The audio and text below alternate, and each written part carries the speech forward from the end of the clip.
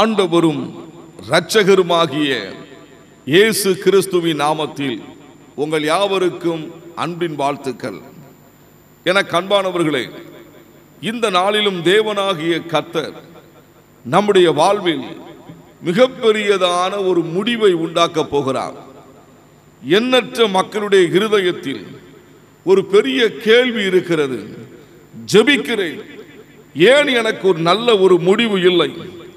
தேவன் அமைதியாக இருக்கிறாரே, தேவனுடைய செயல் என் வாழ்விலே பார்க்க முடியவில்லை என்று சொல்லக்கூடிய எண்ணற்ற மக்கள் உண்டு. ஆண்டவராகிய தேவன் நமக்காக குறுக்கிட்டு செயல்படுகிற நல்ல தேவனுடைய செயலை நாம் காணத்தான் போகிறோம். பிரியமானவர்களே, இந்த உலகம் நம்மை கைவிடலாம், உறவுகள் நம்மை கைவிடலாம், நண்பர்கள் நம்மை விட்டு விலகி செல்லலாம், நம்பிக்கைக்குரியவர்கள் நமக்கு எதிராக எழும்பி நிற்கலாம், பயங்கரமான குழிகளை ஏற்படுத்தி வலைகளை உண்டாக்கி உங்களை அகப்படுத்தலாம் என்று நினைக்கலாம். ஆனால் தேவனாகிய கர்த்தரோ துணையாக இருந்து செயலாற்றும் காரியங்களை குறித்து வேதம் தெளிவாக சொல்கின்றன. சங்கீதத்தின் புத்தகம் 138 வாசிக்க கேட்கும் பொழுது இவனமாக சொல்கின்றன. சற்றே நீங்கள் கவனியுங்கள். கர்த்தர் எனக்காக யாவையும் செய்து முடிப்பார். கர்த்தாவே, உமது கிருபை என்றும் உள்ளது, உமது கரத்தின் கிரிகளை நிகழவிடாது இருப்பீராக. சங்கீதம் 138 குறித்து வேதத்தில் வாசிக்க கேட்கும் பொழுது தாவீதின் சங்கீதம் என்று அழைக்கப்படுகிறது. யார் இந்த தாவீது? தேவனுடைய இருதயத்திற்கு ஏற்றவர் தான். அவர் கடந்து சென்ற ஒவ்வொரு பாதைகளையும் பார்க்கும்போது ஏன் தூரமாக இருக்கிறீர் என்று தேவனை பார்த்து அவர் வினாவினது உண்டு.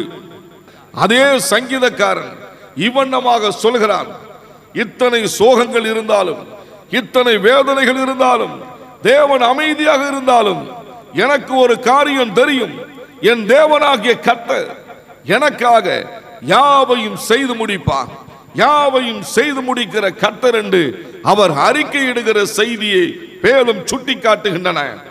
என் அன்புக்குரிய தேவனுடைய பிள்ளைகளை, யாவையும் செய்து முடிப்பார், யாவையும் செய்து முடிப்பார். இந்த உலகிலே சில காரியங்களை சிலர் செய்து முடிக்க முடியாது. மரித்து விட்டார்கள் என்று சொன்னால் அவர்களை எழுப்புவதற்கு இந்த உலகத்திலே விஞ்ஞானமோ எந்த விதமான காரியமும் செயல்பட முடியாது. ஆனால் நம்முடைய ஆண்டவராகிய இயேசு கிறிஸ்து இந்த பூமியிலே உலாவின நாட்களில் மரித்தோரை உயிரோடு கூட எழுப்பியிருக்கிறார். குருடர்களுக்கு பார்வை அளித்திருக்கிறார். எண்ணற்ற எண்ணற்ற எண்ணற்ற காரியங்கள் நடந்தேறிக்கொண்டே இருக்கிறது. சரி, இன்னும் செய்ய முடியாத காரியங்களை குறித்து சிந்தித்துக் கொண்டிருக்கிற எண்ணற்ற தேவனுடைய பிள்ளைகளை ஆண்டவராகிய தேவன் ஒரு காரியத்தை உங்களுக்கு நினைப்பூட்டுகிறார். கடலின் அலைகள் கொந்தளிக்கும் போது அரசாங்கம் கூட ஒன்று செய்ய முடியாது, அரசு கூட ஒன்று செய்ய முடியாது, யாராலும் எவராலும் செய்ய முடியாது. ஆனால் நம்முடைய அருமை இரட்சகர் இந்த பூமியிலே உலாவின நாட்களில் கடலின் அலைகளை அதட்டி அமைதியாக்கி இருக்கிறார். சரி பிரதர், சகோதரிகளே, இன்றைக்கு ஆண்டவராகிய தேவன் ஒரு அமைதியின் செய்தி உங்கள் எல்லைகளிலே கேட்க பண்ணுவார். அதற்கு பதிலாக நல்ல ஒரு முடிவை தேவன் ஏற்படுத்துவார். கடந்து வந்த காரியங்களை எண்ணி எண்ணி மனம் சோர்ந்தது போதும், கலங்கினது போதும், தவித்தது போதும், புலம்பினது போதும், வேதனைப்பட்டது போதும், பாரத்தை சுமந்தது போதும், போதும் போதும், விலகட்டும் அது இயேசுவின் நாமத்தில். அதற்கு பதிலாக நம்பிக்கை, விசுவாசம், தேவனுடைய செயலின் வல்லமையை உணரக்கூடிய ஒரு இருதயம் இந்த தொலைக்காட்சிக்கு முன்பாக இருந்து கவனிக்கிற ஒவ்வொருவர் மேலும் ஆண்டவரே, உம்முடைய அபிஷேக வல்லமை அவருடைய இருதயத்தை பூரிப்பாக்கட்டும் ஐயா. உம்முடைய அபிஷேக வல்லமை இருதயத்தை பூரிப்பாக்கட்டும். சரி, சங்கீதக்காரன் சொல்லுகிறான், கர்த்தர் எனக்காக யாவையும் செய்து முடிப்பார். என் அன்புக்குரிய சகோதரனே, சகோதரியே, ஆண்டுகள் உருண்டோடி இருக்கலாம், காலங்கள் கடந்து விட்டதே, இன்னும் இந்த காரியத்தை நல்ல ஒரு முடிவுக்கு கொண்டு வர முடியவில்லை என்று உங்கள் மனதிலே ஒரு அங்கலாய்ப்பு இருக்கும் என்று சொன்னால், இன்றைக்கு தேவனாகிய கர்த்தர் அந்த காரியத்தை அவர் உங்களை பார்த்து சொல்லுகிறார், நான் அதை பொறுப்பெடுத்துக் கொள்ளுகிறேன்.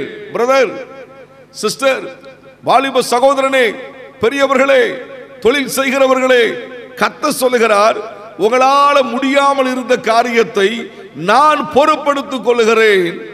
நான் சொல்லுகிறபடி நீங்கள் செய்வீர்கள் என்று சொன்னால் என்னுடைய அதிசய வல்லமையை இன்றே காண்பீர்கள், இப்பொழுதே காண்பீர்கள். என்னுடைய விடுதலையின் வல்லமை உங்கள் சந்ததிகளின் மேலே தொனிக்கும். கட்டப்பட்டதான சாபத்தின் பிடியில் இருக்கிறதான உங்கள் சந்ததி மலரும், பூக்கும், கனி கொடுக்கும், அநேகருக்கு ஆசீர்வாதமாக இருக்கும். சரி, தேவன் நமக்காக யாவையும் செய்து முடிக்க வேண்டும் என்று சொன்னால் தேவனுடைய வார்த்தை என்ன சொல்லுகிறது? அதை குறித்து வேதத்தில் வாசிக்க கேட்கும் பொழுது எபிரெயரின் புத்தகம் 11ஆம் அதிகாரம் 6ஆம் வசனம் சற்றே நீங்கள் கேளுங்கள். விசுவாசம் இல்லாமல் தேவனுக்கு பிரியமாயிருப்பது கூடாத காரியம். ஏனென்றால் தேவனிடத்தில் சேருகிறவன் அவர் உண்டென்றும் அவர் தம்மை தேடுகிறவர்களுக்கு பலன் அளிக்கிறார் என்று விசுவாசிக்க வேண்டும். இங்கே ஆண்டவராகிய தேவன் அவர் செயல்படுகிறதற்காக ஒரு கணக்கு ஒன்றை சொல்லுகிறார். விசுவாசிக்கிறதான தேவனுடைய பிள்ளைகளே, தேவனை தேடுகிறவர்கள் அவர்களுக்கு பலன் அளிப்பார் என்று விசுவாசிக்க வேண்டும். சிலர் விசுவாசிப்பார்கள், நடக்குமோ நடக்காதோ, கிடைக்குமோ கிடைக்காதோ, வாய்க்குமோ வாய்க்காதோ, இவ்வண்ணமாகவே சொல்லி சொல்லி சொல்லி உங்களுடைய வாழ்க்கையிலே ஒரு பின்னடைவுக்கு நேராக போகிறீர்கள். தேவனுடைய வார்த்தை சொல்லுகிறது, தேவன் உண்டென்றும் அவரை தேடுகிறவர்களுக்கு பலன் அளிப்பார் என்று விசுவாசிக்க வேண்டும்.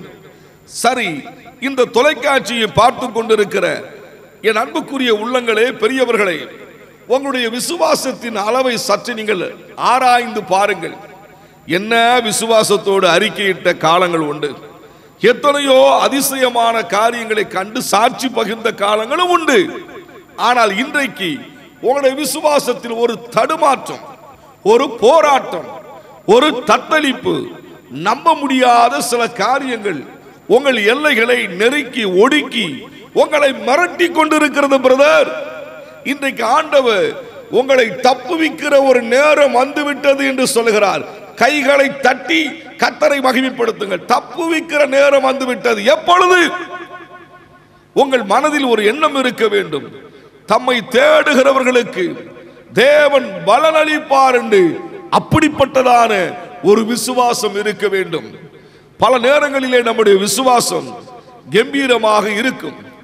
ஆனாலும் கம்பீரம் சில நேரங்களிலே நம்முடைய எல்லைகளை விட்டு விலகி போய்விடும் பிரியமானவர்களே. ஆனால் இன்றைக்கு தேவன் அந்த கம்பீரத்தை நமக்கு தந்து வளமான காரியத்தில் செழுமையான பாதையிலே முட்கள் நிறைந்த பாதைகளுக்கு தப்புவிக்கப்பட்டு கரடுமுரடான பாதைகளுக்கு விலக்கி பாதுகாக்கப்பட்டு தேவனுடைய செட்டையின் நிழலிலே மறைக்கப்பட்டவர்களாக, பொல்லாங்கனுடைய அம்புகளுக்கு விலக்கி பாதுகாக்கப்பட்டவர்களாக, எதிராக திட்டமிடுகிற சாத்தானுடைய எல்லா திட்டங்களுக்கும் உங்கள் குடும்பத்தை தப்புவிக்கும்படியாக தேவன் சித்தம் கொண்டிருக்கிறார். விசுவாசம் விசுவாசம் இப்படிப்பட்ட ஒரு அளவு நம்முடைய மனதில் அதிகமாக பெருகட்டும். நான் தேவனை தேடுகிறேன், எனக்கு நிச்சயம் பலன் உண்டு. இந்த தொலைக்காட்சியை பார்த்து கொண்டிருக்கிற என் அன்புக்குரிய சகோதர சகோதரிகளே, எல்லாரும் அறிக்கையிடுவோம், நான் தேவனை தேடுகிறேன், அவரை விசுவாசிக்கிறேன், எனக்கு பலன் உண்டு, எனக்கு பலன் உண்டு, எனக்கு பலன் உண்டு. சரி, ஆண்டவர் இதை குறித்து யோவானின் புத்தகம் 20ஆம் அதிகாரம் 29ஆம் வசனத்தில் வாசிக்க கேட்கும் பொழுது, ஒரு நாள் இயேசு ராஜா உலக மக்களுடைய மீட்புக்காக பாடுகளை சகித்தார், சிலுவையின் பாடுகளை ஏற்றுக்கொண்டார், மரித்தார். 3ஆம் நாளிலே உயிரோடு கூட எழுந்தபோது தம்முடைய அடியவர்களாகிய சீசர்கள் பூட்டப்பட்ட அறைக்குள் இருக்கும் போது இயேசு அங்கே வந்து நின்று அப்பொழுது தோமாவை பார்த்து சொல்லுவார். தோமாவுடைய இருதயத்தில் நம்ப முடியாத ஒரு நிலையில் காணப்பட்டார். அந்த தோமா அவர்கள் தேவனுடைய கைகளின் ஆணி பாய்ந்த இடத்தை பார்க்க ஆசைப்படுகிறார். இயேசுவின் விழாவிலே குத்தப்பட்ட காட்சிகளை பார்க்கும்படியாக அவர் ஆசைப்படுகிறார். இந்த காரியங்கள் நடந்தேறிவிட்டது. இயேசுவும் கையை காட்டுகிறார். பாரப்பா பாரப்பா. என கண்மானவர்களே, இதை கவனித்து பாருங்கள். அன்றைக்கு பூட்டப்பட்ட அறைக்குள் இயேசுவின் சீசராய் காணப்பட்ட தோமாவோடு கூட தேவன் பேசினதை போல் இன்று உங்களோடு கூட அவர் பேசிக் கொண்டிருக்கிறார். உங்கள் அருகில் இருக்கிறார். என்ன ஆச்சரியம்! தோமாவுக்கு கையை காண்பிக்கிறார். அதை பார்த்தவுடனே மறுபக்கம் இயேசு தன்னுடைய விழாவை காண்பிக்கிறார். அந்த விழா குத்தப்பட்ட இடத்தை பார்க்கிறார். மிகுந்த ஒரு மகிழ்ச்சி. சரி என்று இயேசு அதை நிறுத்தவில்லை. தோமா, நீ கண்டு விசுவாசித்தாய், காணாமல் விசுவாசிக்கிறவர்கள் பாக்கியவான்கள் என்று இயேசு அங்கே அறிக்கையிடுகிற காட்சிகளை கவனித்து பாருங்கள். ஆம் பிரியமானவர்களே, இந்த செய்தியை கேட்டுக்கொண்டிருக்கிற ஒவ்வொரு தேவனுடைய பிள்ளைகளும் நாம் தேவனை விசுவாசிக்கிறோம். எவ்வளவாக விசுவாசிக்க வேண்டும்? நிச்சயம் நான் அவரை தேடுவேன் தேடுவேன். எனக்கு பலன் உண்டு, எனக்கு பலன் உண்டு. நிச்சயமாய் கர்த்தர் காரியங்களை வாய்க்க பண்ணுவார். கண்டு விசுவாசிக்கிறவர்களை காட்டிலும் காணாமல் விசுவாசிக்கிறவர்கள் நீங்கள் பாக்கியவான்கள். ஒரு நாள் வரப்போகிறது. நம்முடைய ஆண்டவராகிய தேவன் உங்கள் எல்லைகளுக்குள்ளாக கம்பீரமாக உலாவி வருவார். சத்துரு சில வருடங்களாக உங்கள் வியாபாரத்தை முடக்கும்படியாக அவன் எச்சரித்துக் கொண்டிருந்தான். உங்கள் பிள்ளைகளுடைய வாழ்க்கையிலே சாப விதைகளை விதைத்து பலவிதமான கொடிய காரியங்களை அரங்கேற்றும்படியாக சாத்தான் சில திட்டங்களை வைத்திருந்தான். அந்த திட்டங்களை ஆவியானவருடைய அக்கினியின் வல்லமை சுட்டரிக்க போகிறது. விசுவாசிக்கிற உங்களுக்கோ, தேவனை தேடுகிற உங்களுக்கோ ஒரு புது பலனும், நீங்கள் கர்த்தரை தேடினபடினால் ஒரு பலன் வரப்போகிறது. அந்த பலன் எப்படி? சத்துருக்களுக்கு நடுவில் ஜெயிக்கிற பலன். அது மட்டுமல்ல, சாத்தானை தோற்கடித்து அநேகருக்கு சாட்சியாக தேவனுடைய நாமத்தை மகிமைப்படுத்துகிற பலன். இழந்து போனதை திரும்ப சுதந்திரித்துக் கொள்ளுகிற பலன் வரும், கிடைக்கும், வாய்க்க பண்ணுவார். சரி, இதெல்லாம் ஏதோ ஒரு மரித்த தெய்வத்தை குறித்து நான் பேசவில்லை பிரியமானவர்களே. உயிரோடு கூட இருக்கிற கர்த்தர். எவைகளை இழந்தீர்களோ, எது நிமித்தமாக கண்ணீர் வடித்தீர்களோ, எது நிமித்தமாக புலம்பினீர்களோ, அது எல்லாம் மாற்றி அமைக்கப்பட போகிறது. அதற்கு பதிலாக தேவனுடைய மகிமையின் செயல் உங்களை தொடரப் போகிறது. தொடர்ந்து வரும், தொடர்ந்து வரும். விசுவாசத்தின் தேடலை விட்டுவிடாதீர்கள். விசுவாசிக்க முடியாமல் முடக்கப்பட்ட நிலைமையில் இருக்கிற என் அன்புக்குரிய ஆரம்ப ஊழியரை, என கண்பான தேவனுடைய பிள்ளைகளை, இனி புது பலன் அடைவோம். நம்முடைய ராஜா உயிர்த்தெழுந்திருக்கிறார். சர்வ வல்லமுள்ள தேவன் நம்மோடு கூட இருக்கிறார். அந்த தேவன் ஒருபோது கைவிட மாட்டார். இன்னும் நான் விசுவாசத்தோடு தேவனை தேடுவேன். எனக்கு பலன் கிடைக்கும், எனக்கு பலன் கிடைக்கும், எனக்கு பலன் கிடைக்கும். சாத்தானே விலகு என் குடும்பத்தை விட்டு, சாத்தானே விலகு என்னுடைய எல்லையை விட்டு, இயேசுவின் நாமத்தில் உன்னை கடிந்து கொள்ளுகிறேன். அவ்வளவுதாங்க. சரி, கர்த்தர் யாவையும் செய்து முடிக்க வேண்டுமா? இரண்டாவது, நம்முடைய வாழ்க்கையில் இருக்க வேண்டியவைகளை குறித்து வேதம் தெளிவாக சொல்லுகிறது. ஏசாயா தீர்க்கதரிசியின் புத்தகம் 26:4 சற்றே நீங்கள் கேளுங்கள்.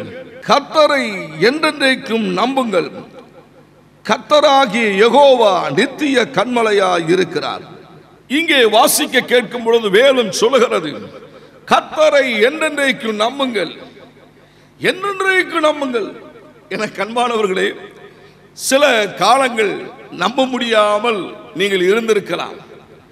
தேவனிடத்திலே சொல்ல வேண்டும், ஆண்டவரே, இந்த காரியத்தில் நம்ப முடியாமல் நான் தடுமாறி விட்டேன் அப்பா, எனக்கு நம்பிக்கையை தாரும், நம்பிக்கையினால் நிரப்பும். ஏனென்று சொன்னால் அவர் நித்திய கன்மலை, நித்திய கன்மலை. இந்த உலகத்தில் எல்லாம் மாறும், மாறத்தான் செய்யும். உங்கள் வாழ்வில் ஏதோ ஒரு காரியம் மாறிவிட்டது என்று சொல்லி மன சோர்வடைந்திருக்கிற என் அன்புக்குரிய ஆத்துமாவை இன்றைக்கு தேவனாகிய கர்த்தர் உங்கள் அருகில் நின்று உங்கள் கையை பிடித்து சொல்கிறார், நீங்கள் யாரை நம்பினீர்கள்? எதை சார்ந்திருந்தீர்கள்? எதற்கு பின்பாக நீங்கள் போனீர்கள்? எது உங்களுக்கு நிறைவு என்று நீங்கள் நினைத்தீர்கள்? தவறான ஒரு முடிவு நீங்கள் எடுத்தீர்கள். சரி, நான் உங்கள் மேல் மனதுருகுகிற கர்த்தர், என்னை நம்புங்கள் என்று ஆண்டவர் உங்கள் அருகில் நிற்கிறார்.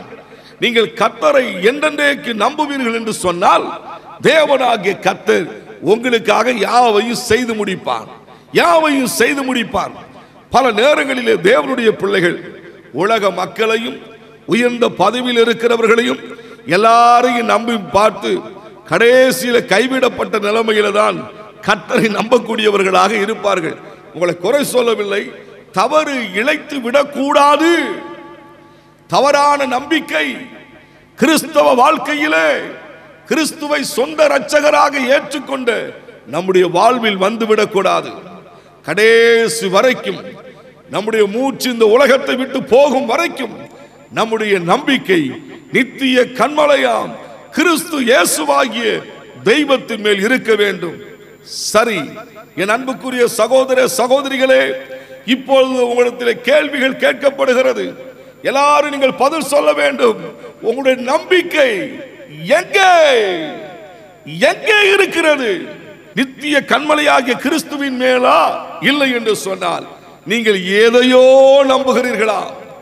நமக்கு இருக்கும் அதிகாரங்களை நம்பக்கூடியவர்கள் உண்டு, சில நேரங்களிலே திறமைகளை நம்பக்கூடியவர்கள் உண்டு, மனிதருடைய வார்த்தையை நம்பக்கூடியவர்கள் உண்டு, பிள்ளைகளுடைய வார்த்தையை நம்பக்கூடியவர்கள் உண்டு, பெற்றோருடைய வார்த்தையில் நம்பக்கூடியவர்கள் உண்டு. ஸ்டாப், நிறுத்துவோம்.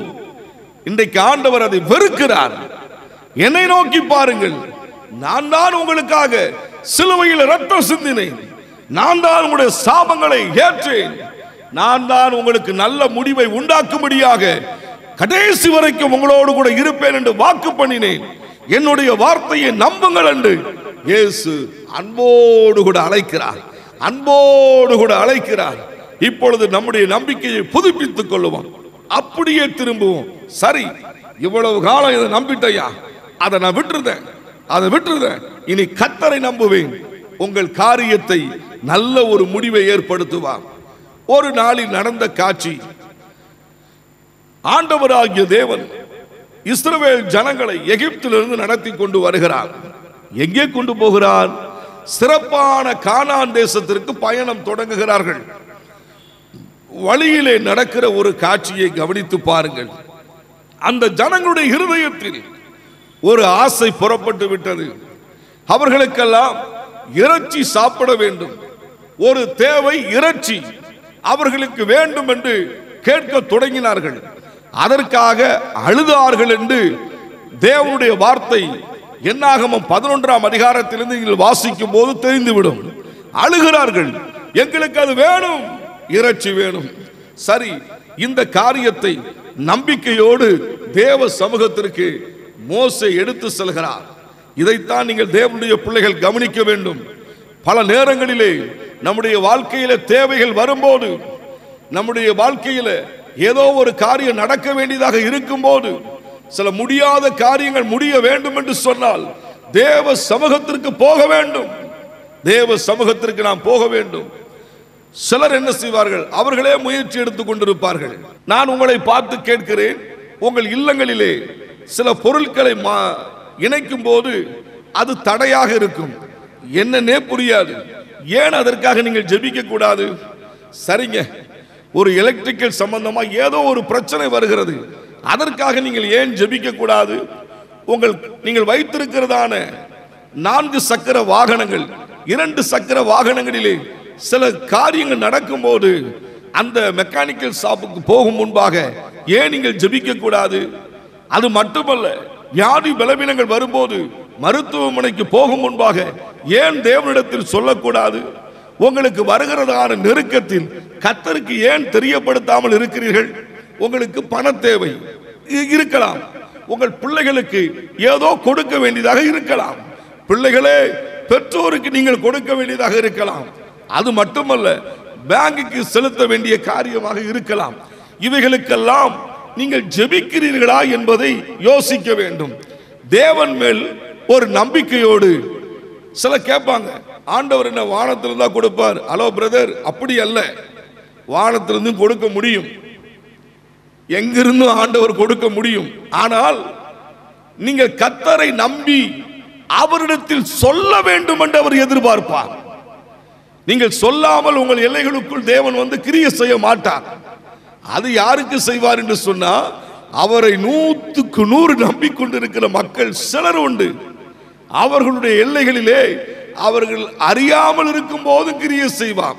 சில நேரங்களிலே ஏதோ ஒரு காரியத்திற்காக போராடுகிறவர்கள் உண்டு.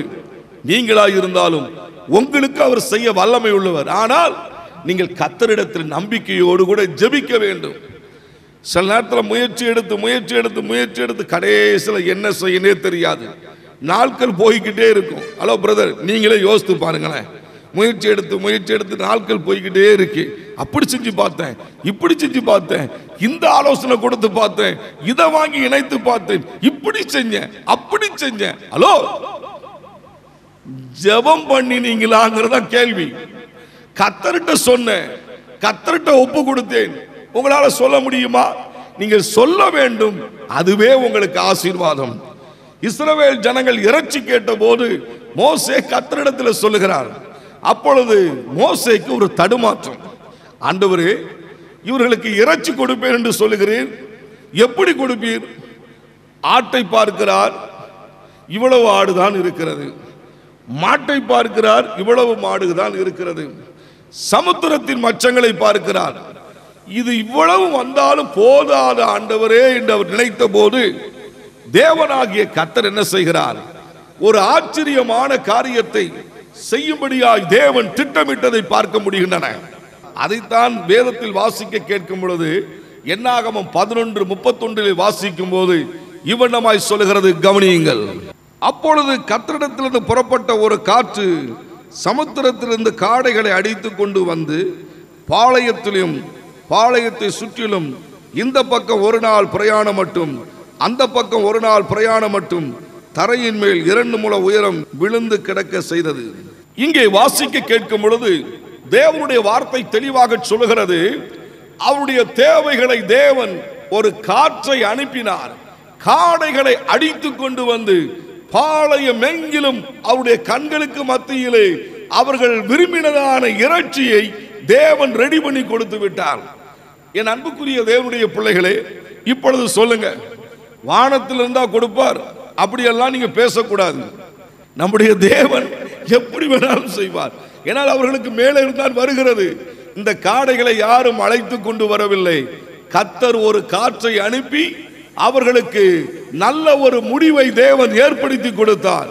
இந்த செய்தியை கேட்டுக்கொண்டிருக்கிற என கண்மான சகோதர சகோதரிகளே, உங்களுக்காக சில காரியங்களை எந்த இடத்தில் இருந்தும் எப்படி வேணாலும் தேவன் ஆயத்தமாக்குவார். ஹலோ, மோசே 3 காரியத்தை சொல்லுகிறார். ஆடு, மாடு, சமுத்திரத்தின் மச்சம். ஆண்டவர் சொல்லுகிறார், 3ஐயும் ரிஜெக்ட் பண்ணிட்டார். 3ஐயும் தள்ளிவிட்டு ஒரு ஸ்பெஷல் இறைச்சி இஸ்ரவேல் ஜனங்களுக்கு கொடுக்கப்பட்டது. மோசே ஆச்சரியத்தோடு கூட பார்த்து கொண்டிருக்கிறார். எல்லாரும் ஆச்சரியத்தோடு கூட பார்க்கிறார்கள். தேவனுடைய செயலின் வல்லமை அங்கே வெளிப்பட்டது. என கண்பானவர்களே, நம்முடைய வாழ்க்கையிலே நம்பிக்கையின் அறிக்கை மிகவும் முக்கியம். மோசே அறிக்கை பண்ணினார், உங்களுக்கு கிடைக்கும். அவனமாகவே நடந்தேறியது. இந்த நாளிலும் கூட நம்முடைய நம்பிக்கையின் அறிக்கை கம்பீரமாக இருக்கட்டும், புதுபலனோடு கூட இருக்கட்டும். நம்முடைய தேவன் நமக்காக இடைப்பட்டு அதிசயங்களை செய்ய அவர் போதுமானவர். ஆண்டவராகிய தேவன் இஸ்ரவேல் ஜனங்களுடைய முழு தேவைகளையும் அன்றைக்கு சந்தித்தார். மோசேயினுடைய நம்பிக்கையின் அறிக்கை அங்கு நிறைவு பெறுகிறது. ஜனங்கள் ஆச்சரியப்படும்படியான ஒரு காரியத்தை நடந்தேற பண்ணிவிட்டார் தேவன். சரி, இன்று உங்களுடைய வாழ்க்கையிலும் நம்பிக்கையின் அறிக்கை மிகவும் முக்கியம். பிரியமானவர்களே, கர்த்தர் உங்களுக்காக யாவையும் செய்து முடிக்க அவர் போதுமானவர். அது மட்டுமல்ல, 2 ராஜாக்களின் புத்தகம் 4ஆம் அதிகாரம் 1ஆம் வசனம் வாசிக்க கேட்கலாம். தீர்க்கதரிசியினுடைய புத்திரரில் ஒருவனுக்கு மனைவியாயிருந்த ஒரு ஸ்திரீ எலிசாவை பார்த்து, உமது அடியானாகிய என் புருஷன் இறந்து போனான். உமது அடியான் கர்த்தருக்கு பயந்து நடந்தான் என்பதை அறிவேன். கடன் கொடுத்தவன் இப்பொழுது என் 2 குமாரரை தனக்கு அடிமையாக்கி கொள்ள வந்தான் என்றான். இந்த காட்சிகளை கவனித்து பாருங்கள். துயரமாக ஒரு குடும்பமானது அன்றைய நாட்களிலே சமாரியாவிலே வாழ்ந்து கொண்டிருக்கிறார்கள். துயரத்திற்கு நடுவில் இருக்கும் குடும்பத்திற்கு மேலும் ஒரு சோக காட்சி அவர்கள் வாழ்வை நெருக்கும்படியாக வந்து நிற்கின்றன. என கண்பானவர்களே, சற்று நீங்கள் யோசித்து பாருங்கள். ஒரு பக்கத்தில் அவர்களுக்கு இழப்பின் செய்தி ஆறா துயரமாக இருக்கிறது. மறுபக்கத்தில் ஆதரவாக இருக்கும் தன் 2 பிள்ளைகளை பிடிக்கும்படியாக எதிரிகள், கடன் கொடுத்தவர்கள் அடிமையாக்கி கொள்ளும்படியாக வந்துவிட்டார்கள். கடைசி தருணம். இந்த 2 பிள்ளைகளை மீட்க வேண்டும் என்று சொன்னால் கையிலே பணம் தேவை. இவளிடத்திலேயோ அதுதான் இல்லை, அதுதான் இல்லை. என் அன்புக்குரிய சகோதர சகோதரிகளே, சில காரியத்தில் நீங்கள் விடுதலை பெறணும், சில காரியத்தில் வெற்றி பெறணும். ஆனால் ஏதோ ஒரு காரியம் இருந்தால்தான் செய்ய முடியும். ஆனால் அதுதான் உங்களிடத்தில் இல்லை.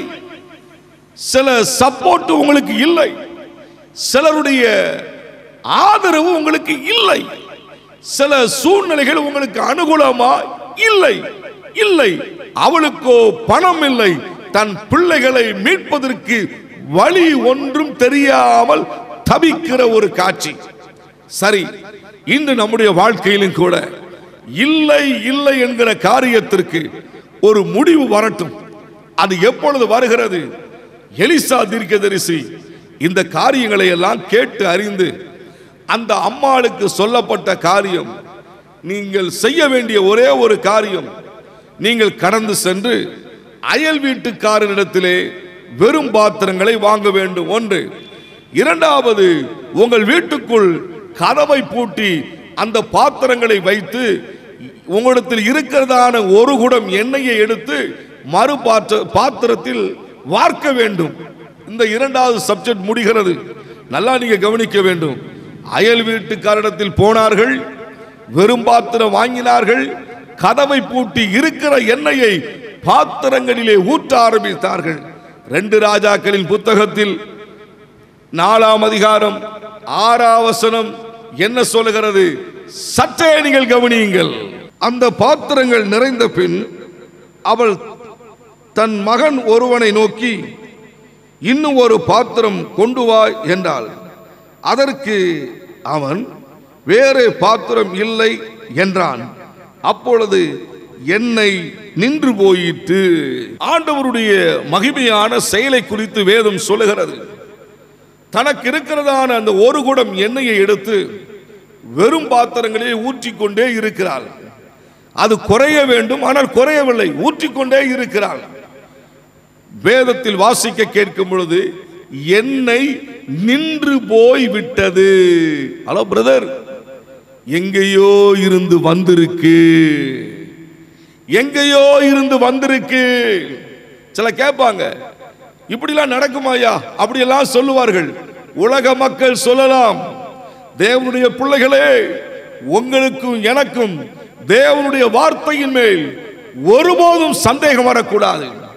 அன்றைக்கு கீழ்ப்படிதலோடு கூட செயல்பட்டால், இன்றைக்கு கீழ்ப்படிதலோடு கூட செயல்படுவீர்கள் என்று சொன்னால் கர்த்தர் உங்களுக்காக யாவையும் செய்து முடிப்பார். பிரதர், நீங்க கேட்டீங்க, செயல்படலை. கர்த்தருடைய வார்த்தை என்ன என்பது தெரியும், செயல்படாமல் நின்று விட்டீர்கள். இப்பொழுது தேவன் உங்களை தட்டி எழுப்புகிறார். உங்களை பிரகாசிக்கிற காலம், உங்கள் எல்லைகளிலே நீங்கள் நிமிர்ந்து நின்று தேவனை மகிமைப்படுத்துகிற ஒரு காலம் உங்களுக்கு ஆயத்தமாயிருக்கிறது. இந்த குடும்பத்திலே மரண போராட்டம், மறுபக்கத்தில் அடிமைத்தன போராட்டம். ஒரே ஒரு காரியம், பணத்தினால் ஏற்பட்ட பிரச்சனை, பணத்தினால் வந்த பிரச்சனை. என கண்பான சகோதர சகோதரிகளே, இன்றைக்கு அநேக நேரங்களிலே இந்த பண பிரச்சனையினால், பொருளாதார பிரச்சனையினால் எண்ணற்ற குடும்பங்கள் வேதனைப்படுகிறார்கள். ஏன் இருக்க வேண்டும், மரித்து விடலாமே என்று நினைப்பார்கள். ஸ்டாப். இந்த வார்த்தையை நிறுத்திவிட்டு, எனக்கு ஒரு தேவன் உண்டு, அவர் அண்டைக்கு நான் செல்வேன், அவர் சொல்லுகிறபடி நான் செய்வேன். அதைத்தான் நீங்க கவனிக்கணும். ஹலோ பிரதர், கர்த்தர் உங்களுக்காக யாவையும் செய்து முடிக்கணும். ஆனா நீங்க சர்ச்சுக்கே போக மாட்டீங்க, நீங்க உங்க காரியத்தையே கவனிப்பீங்க, வேதத்தை வாசிக்க மாட்டீங்க, ஆலயத்தில் நடக்கிற ஜெபத்திற்கு போக மாட்டீங்க. உங்களுக்கு பிடித்தமான நிலையிலே என்னென்னலாம் செய்யலாமோ அத்தனையும் நீங்க செய்வீங்க. உங்க இஷ்டப்படி வாழ்வீங்க பிரதர் சிஸ்டர், வாழ்வீங்க. ஆனா கர்த்தர் எனக்காக யாவையும் செய்து முடிக்கலையே என்று நீங்கள் கேள்வி கேட்பீர்கள் என்று சொன்னார். இன்றைக்கு ஆண்டவர் அதை சுட்டி காட்டுகிறார். என்னுடைய வார்த்தையை கேட்டீர்களா, அதன்படி செயல்பட்டீர்களா, என் சமூகத்திற்குத்தான் வந்தீர்களா என கண்பானவர்களை வேதத்தில் வாசிக்கும் பொழுது அவளும் அவள் பிள்ளைகளும் அந்த வீட்டுக்குள் எண்ணெயை பாத்திரத்தில் வார்த்தார்கள். சில நேரத்தில் நீங்க சொல்லுவீங்க, நீங்க மட்டும் ஆலயத்திற்கு போவீங்க, உங்கள் பிள்ளைகள் வரமாட்டார்கள். பிரச்சனை பிள்ளைகளுக்குத்தான். அந்த பிள்ளைகளை தான் தேவ சமூகத்திலே கொண்டு வர வேண்டும். ஆனால் அதற்கு பதிலாக நான் ஜெபிக்கிறேன். அந்த இடத்துல எலிசா அப்படி சொல்லவில்லை. உன் பிள்ளைகளோடு என கண்பான தேவனுடைய பிள்ளைகளே, சபையோடு தேவ ஜனங்களாக எல்லாரும் இணைந்து தேவ சமூகத்திலே தேவன் சொல்லுகிறபடி செயல்படும் போதுதான் கர்த்தர் யாவையும் செய்து முடிப்பார். பல நேரங்களிலே சிலருக்கு கொஞ்சம் வேதம் தெரிந்த உடனே, சிலருக்கு கொஞ்சம் ஜெபிக்க தெரிந்த உடனே இவர்கள் இஷ்ட பிரகாரமாகவே எதையோ ஒன்று செய்ய ஆரம்பிப்பார்கள். நல்லா நினைத்துக் கொள்ளுங்க, அது உங்களுடைய வாழ்க்கையில பல நேரங்களிலே தடுமாற்றத்தை ஏற்படுத்திவிடும். எல்லாரும் இணைந்து கம்பீரமாய் செய்ய வேண்டிய ராஜாதி ராஜாவுடைய பணியை கவனமா செய்ய வேண்டும். சிலரை கேட்டா சொல்லுவார்கள், நாங்களும் ஊழியம் செய்யறோம், நீங்க செய்யுங்க. ஊழியம் என்று சொன்னால் ஏதோ பிரசங்கம் பண்ணுவது, ஜெப கூட்டம் நடத்துவது, பாடல் பாடுவது அப்படி அல்ல பிரதர். சாத்தானுடைய ராஜ்யத்தை அழிக்கிறது. ஊழியம் என்று சொன்னால் பிசாசின் ராஜ்யத்தை அழிக்கிறோம், தேவ ராஜ்யத்தை கட்டுகிறோம். இன்றைக்கு நீங்க அப்படிப்பட்ட நினைவு இல்லாம நீங்க ஏதோ என்னெல்லாமோ செய்யலாம் சொல்லி சில தங்களுக்கு கொடுக்கப்பட்ட பொறுப்புகளை கடமைகளை செய்யாமல் அவர்கள் வழிகளிலே அவர்கள் போவார்கள். இவர்கள் தான் கீழ்ப்படியாமையில் வாழக்கூடியவர்கள். இவள் கீழ்ப்படிந்தால், அப்படியே செய்தால் கர்த்தர் அவளுக்காக யாவையும் செய்து முடித்து அந்த குடும்பத்தை காப்பாற்றினார். என கண்பானவர்களே, ஒரு குடம் எண்ணெயானது வளமாக செழிப்பாக வந்து கொண்டே இருந்தது. இன்றைக்கு ஆண்டவராகிய தேவன் வளமான செழிமையான காரியத்தை உங்களுக்கு கொடுக்க போகிறார். ஆனா கீழ்ப்படிதலோடு அவர் சொல்லுகிறபடி நீங்கள் செயல்பட வேண்டும். உங்க விருப்பப்படி செய்து எனக்கு இதை செய்யுங்க ஆண்டவரே என்று நாம் போய் ஜெபம் பண்ணா கூட கர்த்தர் அந்த ஜெபத்தை கேட்க மாட்டார். நீ தானே செய்கிற, நான் சொன்னதை நீ செய்தாயா? அதைத்தான் நீங்கள் கவனிக்க வேண்டும். பல தேவனுடைய பிள்ளைகள் தவறு செய்வார்கள். அதை சொல்ல சிலருக்கு பயம் இருக்கும். சொல்லித்தான் ஆக வேண்டும். உங்கள் கைகளிலே சில வசதிகள் இருக்கும் போது, வாய்ப்புகள் இருக்கும் போது, தேவன் தாராளமாய் சில நன்மைகளை தரும்போது உங்க இஷ்ட பிரகாரமாக எதையும் செய்வதற்கு தேவன் அனுமதிக்க மாட்டார். அதற்காக உங்களுக்கு கொடுக்கப்படவில்லை. அதை ஆண்டவர் உங்களுக்கு தந்திருக்கிறார் என்று சொன்னால் அது சரியான நிலையிலே தேவன் விரும்புகிற வண்ணமாக அதை நீங்கள் செய்து பாருங்கள். உங்க வாழ்க்கையில நிறைவு இருக்கும். கர்த்தர் யாவையும் செய்து முடிப்பார். சரி, இப்பொழுது நான் உங்களுக்காக நான் ஜெபிக்க போகிறேன். கண்களை மூடி இப்பொழுது நாம் ஜெபிக்க வேண்டும். பரலோக பிதாவே, நாங்கள் உம்மை ஸ்தோத்திரிக்கிறோம் ஆண்டவரே. உம்முடைய குமாரனாகிய இயேசு கிறிஸ்துவின் நாமத்தினால நாங்கள் ஜெபிக்கிறோம். இந்த நாளிலும் கூட கர்த்தாவே, என்னோடு கூட இணைந்து ஜெபிக்கிற எல்லாருடைய வாழ்விலும் எல்லாவற்றையும் கர்த்தர் செய்து முடிக்க வேண்டும் என்று நாங்கள் ஜெபிக்கிறோம் ஐயா. எங்கள் ஆண்டவருடைய அதிசய வல்லமை வெளிப்படட்டும். உடைந்து கிடக்கிற குடும்பங்கள் கட்டி எழுப்பப்படட்டும். முடியாமல் தவிக்கிறதான குடும்பங்களிலே அவர்கள் செயல்படத்தக்கதான நன்மைகள் உருவாகட்டும். தேவனே, கண்ணீரும் புலம்பலும் நிறைவு இல்லாமல் எங்கள் வாழ்க்கை அமைந்து விட்டது என்று உடைந்த உள்ளத்தோடு கூட அழுது கொண்டிருக்கிற உள்ளங்களிலே இப்பொழுது என் ஆண்டவராகிய தேவன் ஒரு தெய்வீக சமாதானத்தை வைப்பதற்காக நன்றி அப்பா. போதும் ஆண்டவரே, இவர்கள் துயரப்பட்ட நாட்கள் போதும், வேதனை அடைந்த நாட்கள் போதும் ஆண்டவரே. சமாதானமும் மகிழ்ச்சியும் இவர்களுக்காக கர்த்தர் யாவையும் செய்து முடிக்க வேண்டும் என்று சொல்லி உம்முடைய கரங்களில் ஒப்புக் கொடுக்கிறோம். எங்கள் ஆண்டவருடைய கரம் இவர்களை ஆசீர்வதிக்கட்டும், வழி நடத்தட்டும், பெரிய காரியங்களை செய்யப்பா. உங்க கரங்களில் ஒப்புக் கொடுக்கிறோம். இயேசுவின் நாமத்தில் ஆசீர்வதித்து ஜெபிக்கிறோம் நல்ல பிதாவே, ஆமென், ஆமென். எங்கள் முகவரி பிரதர் கே செல்வம், இயேசுவின் வெற்றி ஊழியம், 1E கீழ் 280, போல்பேட்டை மேற்கின் தொடர்ச்சி, மீளவிட்டான் ரோடு, தூத்துக்குடி. அவர் contact brother K Selvam, victory of Jesus ministry, 1E பார் 280, போல்பேட்டை வெஸ்ட், மீளவிட்டான் ரோடு, தூத்துக்குடி.